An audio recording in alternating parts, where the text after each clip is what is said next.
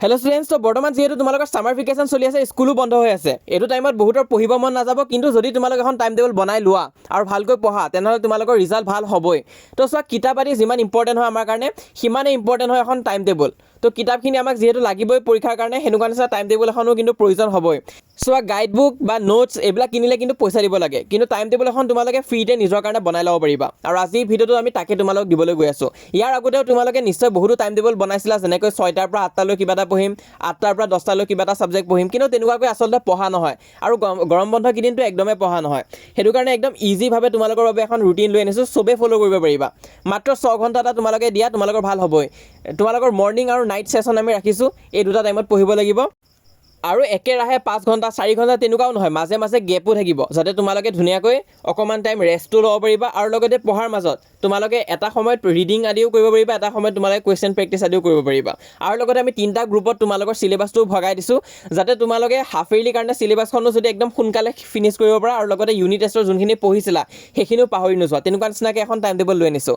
তো চোৱা, unit test exam তোমালোকৰ যেনেকুৱাই নহওক কিয়, কাৰোবাৰ ভাল হৈছে কাৰোবাৰ বেয়া হৈছে, তো সেইটো যেনেকুৱাই নহওক কিয়, এতিয়া বৰ্তমান যোনটো তোমালোকৰ হাফ ইয়াৰলি এক্সাম আহি আছে সেইটো ভাল হ'বই। আৰু লগতে তোমালোকৰ মেট্ৰিক বা এনুৱেল এক্সামটো তোমালোকৰ ভালে হ'ব।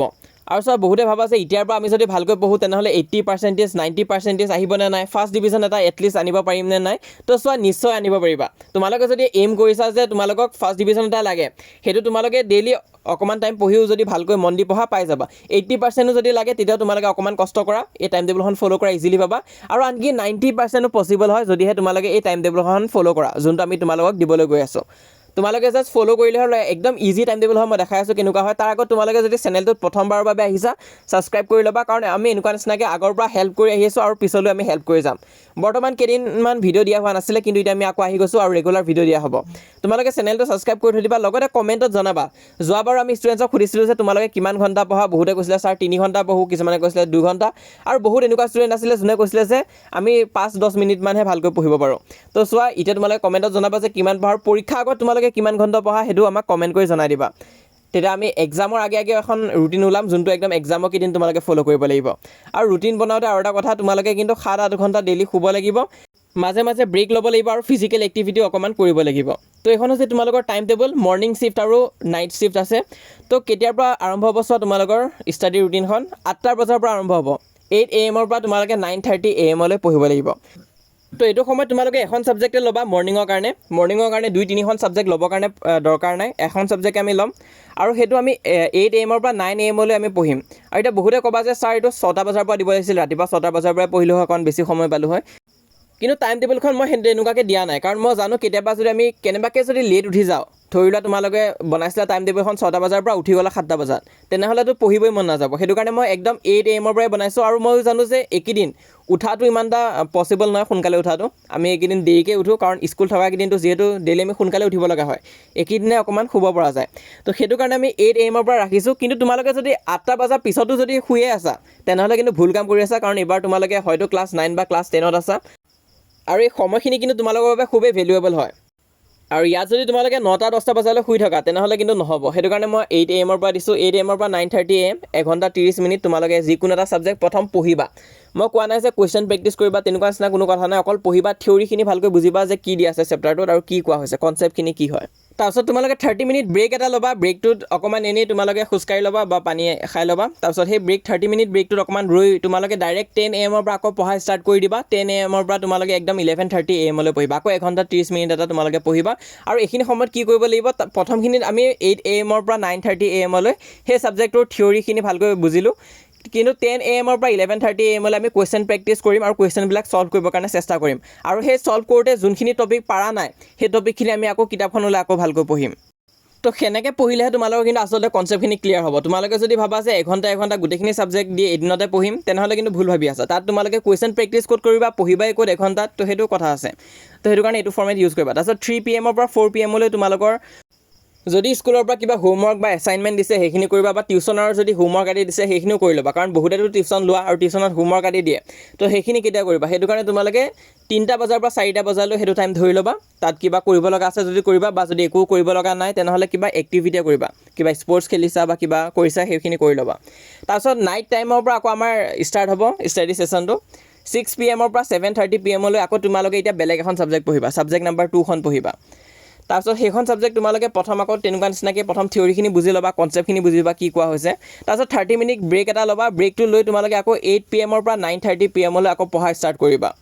আৰু এইখিনি সময়ত কি কৰিব লাগিব, এইখিনি সময়ত তোমালোকে কুৱেশ্যনখিনি প্ৰেক্টিছ কৰিবা। আৰু এই মাজত যে 30 মিনিট ব্ৰেকটো লৈছা তাত কি কৰিবা, তোমালোকে আমাৰ ভিডিঅ'খিনিয়ে চাব পৰা। আমি এতিয়া তোমালোকক মেট্ৰিক পৰীক্ষা বা তোমালোকে যদি ক্লাছ 9ৰ এনুৱেল এক্সাম দিবা তাত আমি গাইড কৰি যাম। তো তাৰ কাৰণে কিবা ষ্ট্ৰেটেজি আদি থাকিলে তোমালোকে এইখিনি সময়ত চাব পাৰিবা। তাৰপিছত তোমালোকে আকৌ 8 PM পৰা 9:30 PM লৈ আকৌ পঢ়া ষ্টাৰ্ট কৰি দিবা। সেইখিনি সময়ত কুৱেশ্যন আদি প্ৰেক্টিছ কৰিবা, নোৱাৰিলে তেতিয়া আকৌ থিয়ৰিখিনি ভালকৈ পঢ়িবা। আৰু এইখিনি হোৱাৰ পিছত শেষত তোমালোকৰ ৰিভিজনৰ কাৰণে আমি টাইম দিছোঁ। তো এই ৰিভিজনৰ ঘৰটো কিন্তু ৰাখিবই লাগে আচলতে, কাৰণ চোৱা গোটেই দিনটোত যিখিনি পঢ়িলা ৰাতি শোৱাৰ আগত এবাৰ ৰিভিজন দি দিব লাগে। তো তোমালোকে 9:30 PM উঠি যাবা, ভাত খাই ল'বা। তাৰপিছত 10 PM পৰা 11 PM লৈ তোমালোকে ৰিভিজন এবাৰ দি ল'বা, যে দিনটোত কি কি পঢ়িলা গোটেইখিনি এবাৰ ছামাৰাইজ কৰি ল'বা, এটা ৰিভিজন দি ল'বা। বা বহী এখন ল'বা, বহীখনত লিখিবা যে আজি মই এইখিনি পঢ়িলোঁ, কালিলৈ কি পঢ়িম সেইখিনি ডিচাইড কৰি ল'বা।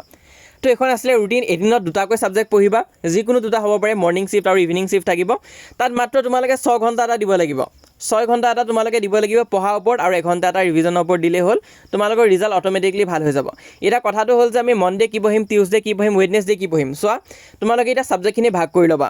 তোমালোকৰ 6টা ছাবজেক্ট আছে হয়, তো সেইখিনি তোমালোকে ডিষ্ট্ৰিবিউট কৰি ল'বা। ধৰি লোৱা তোমালোকে মানডেৰ কাৰণে ডিষ্ট্ৰিবিউট কৰিলা যে তোমালোকে ৰাতিপুৱা ছায়েন্স পঢ়িবা আৰু ৰাতি তোমালোকে আছামিজটোত ধৰি লোৱা। এটা তোমালোকে হাৰ্ড ছাবজেক্ট দিবা, এটা ইজি ছাবজেক্ট, তেনেকুৱা নিচিনা কম্বিনেশ্যনটো বনাই ল'বা। ধৰি লোৱা মৰ্ণিং ছায়েন্স পঢ়িলা, ইভিনিং আছামিজ পঢ়িলা। তাৰপিছত টিউজডে তোমালোকে মৰ্ণিং মেথছ পঢ়িলা, তাৰপিছত ৰাতি তোমালোকে ইংলিছখন পঢ়ি দিলা। তেনেকুৱা নিচিনাকৈ ৱেডনেছডে তোমালোকে ৰাতিপুৱা কি পঢ়িলা, ছ'চিয়েল ছায়েন্স পঢ়িলা, আৰু ইভিনিং তোমালোকে ইলেক্টিভ পঢ়ি দিলা। তো তেনেকুৱা নিচিনাকৈ তোমালোকে ফ'ল' কৰি যাব পাৰা। এতিয়া মনডে, টিউজডে, ৱেডনেছডে শেষ হ'ল। নেক্সট তোমালোকৰ কি আহিব, নেক্সট তোমালোকৰ থাৰ্ছডে আহিব। থাৰ্ছডেৰ কাৰণে এতিয়া আকৌ কি পঢ়িব লাগিব মৰ্ণিং আৰু ইভিনিঙত। থাৰ্ছডে আকৌ সেই তেনেকুৱা নিচিনা তোমালোকে মনডেৰ নিচিনা ৰিপিট কৰিবা, যে মৰ্ণিং তোমালোকে আকৌ ছায়েন্স পঢ়িলা, থাৰ্ছডে ইভিনিং আছামিজ পঢ়িলা, ফ্ৰাইডে আকৌ মেথছ পঢ়িলা, আকৌ ইভিনিং ইংলিছ পঢ়ি দিলা, ছ'চিয়েলখন আকৌ ৰাতিপুৱা পঢ়িলা, ছেটাৰডে আৰু ইভিনিং ইলেক্টিভ পঢ়ি দিলা। তাৰপিছত বাকী আহিব ছানডে। এতিয়া তোমালোকে ভাবিবা যে ছানডে আমি কোনখিনি ছাবজেক্ট পঢ়িম, গোটেইখিনি ছাবজেক্ট আমাৰ দুবাৰ হৈ আছে। এটা সপ্তাহত তোমালোকে যিকোনো ছাবজেক্ট এটা দুবাৰকৈ পঢ়া হৈ যাব। তাৰপিছত ছানডে দিনটোত আমি কোনো ধৰণৰ ছাবজেক্ট নপঢ়োঁ। সেইদিনাখন আমি চাম যে তোমালোকে মানডেৰ পৰা ছেটাৰডেলৈ যি ছাবজেক্ট পঢ়িলা সেই গোটেইখিনি ছাবজেক্ট তোমালোকে ৰিভিজনহে দিবা। তো ছানডে আমি কি কৰিম, ছানডে আমি কোনো ধৰণৰ ছাবজেক্ট নপঢ়োঁ, যোনখিনি আমি অলৰেডি সপ্তাহটোত পঢ়িছিলোঁ সেই গোটেইখিনি জাষ্ট ৰিভিজনহে দিম। তো এনেকৈ কৰিলে কি হ'ব, তোমালোকৰ ৰাতিটো ৰিভিজন হৈয়ে থাকিব প্ৰতি সপ্তাহে। তাৰপিছত তোমালোকৰ সপ্তাহটোৰ এণ্ডত এটা ছানডে তোমালোকৰ একদম মেগা ৰিভিজন এটা হৈ যাব, যাৰ ফলত তোমালোকে যিখিনি পঢ়িবা গোটেইখিনি বস্তুৱে মনত থাকিব। তো ইয়াত মই তেনেকুৱা নিচিনা ৰুটিন বনোৱা নাই য'ত এদিনতে গোটেই 6টা ছাবজেক্ট পঢ়া হয়, কিন্তু এনেকুৱা নিচিনা এখন ৰুটিন বনাইছোঁ যাতে যি পঢ়িবা গোটেইখিনি মনত থাকিব, আৰু সপ্তাহটোৰ এণ্ডত তোমালোকে গোটেইখিনি ছাবজেক্ট পঢ়াই হ'বগৈ। আৰু চোৱা তোমালোকে যদি ক্লাছ 10ৰ হয় আৰু যদি তোমালোকে ইংলিছৰ টিউশ্যন বিচাৰি পোৱা নাই, তেনেহ'লে তোমালোকে আমাৰ ইংলিছ কৰ্চত জইন হ'ব পৰা। অকল 499 হয় আৰু গোটেই বছৰটোৰ কাৰণে হয়। তোমালোক গোটেই চিলেবাছখন কমপ্লিট কৰি দিয়া হ'ব ইংলিছৰ, তোমালোকে যদি জইন কৰা। আমি তাত গোটেইখিনি পঢ়াই যাম। ইউনিট টেষ্টৰ কাৰণে গোটেইখিনি পঢ়ুৱাই হৈ আছে, হাফ ইয়াৰলিৰ কাৰণেও পঢ়ুৱাই হৈ আছে, অকল 2টা চেপ্টাৰ বাকী আছে। সেইখিনি চেপ্টাৰ আমি সোনকালে দি দিম, তেতিয়া তোমালোকৰ হাফ ইয়াৰলি চিলেবাছটো এই জুলাইতে কমপ্লিট হৈ যাব। আৰু এনেকুৱাও নহয় যে মাহে মাহে তোমালোকে 500 টকা দিব লাগিব। এবাৰ 500 টকা দিলে তোমালোকে একদম মেট্ৰিকৰ আগলৈ থাকিব পাৰিবা। তাৰোপৰি আমাৰ ওচৰত ক্লাছ 9 আৰু ক্লাছ 10ৰ ইংলিছৰ নোটছ আছে। ক্লাছ 9ৰ কাৰণেও তোমালোকে এই ওপৰ নম্বৰটোত কণ্টেক্ট কৰিব পাৰা বা তলৰ নম্বৰটোত কণ্টেক্ট কৰিব পাৰা যদি ল'ম বুলি ভাবা। হোৱাটছএপত তোমালোকে কণ্টেক্ট কৰিলে হ'ল। আৰু তোমালোকে ক্লাছ 10ৰ হ'লেও এই 2টা নম্বৰত কণ্টেক্ট কৰি নোটছ আদি ল'ব পাৰিবা। ক্লাছ 9ৰ ইংলিছৰ নোটছ এভেইলেবল আছে, অকল ইংলিছৰে আছে ক্লাছ 9ৰ, কিন্তু ক্লাছ 10ৰ ইংলিছ, আছামিজ আৰু ছ'চিয়েলৰ বাবে আছে। তোমালোকে নাম্বাৰটোত মেছেজ দিলে হ'ল হোৱাটছএপত। আৰু ক্লাছ 10ৰ কাৰণে ইংলিছৰ তোমালোকৰ টিউশ্যন এভেইলেবল আছে, 499 ৰুপিছত অনলাইন বেটছত জইন হ'ব পাৰিবা। তাৰোপৰি হোৱাটছএপ একদম কমপ্লিটলি ফ্ৰী হয়, হোৱাটছএপত জইন হৈ যোৱা সকলোৱে। আৰু লগতে আজি যোনখন মই ৰুটিন দিলোঁ তাৰ কিন্তু তোমালোকক ইমেজেছ আদিও মই হোৱাটছএপত দি দিম, তাৰ পৰা তোমালোকে প্ৰিণ্ট লোৱা বা কিবা কৰা ওলাই ল'বা। তো জইন কৰা সোনকালে আমাৰ হোৱাটছএপ চেনেলত, আৰু আমাৰ এই চেনেলটো তোমালোকে ছাবস্ক্ৰাইব কৰি থৈ দিবা।